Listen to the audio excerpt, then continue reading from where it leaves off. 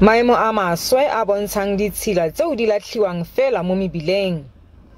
Tikatikwe eno ya thuto e kwa tlase ya bana e gaufi fela le lefelo leo go latlhelwang ditlakala mme le dirisiwa gape le ke badiri ba Mmasepala. Fela bangwe ba gasaganya leswe gotlhe. The situation it affected very badly, especially as a community and le Christian, because that's where we take care of kids babanyane, and then we have realized something about the dumping area is not well maintained.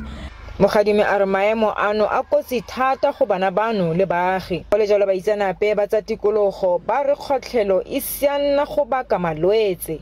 There could be diseases that can emanate from waste that has been carelessly dumped in a field, because some of the materials that are dumped by people, you find that there is medication dumped there.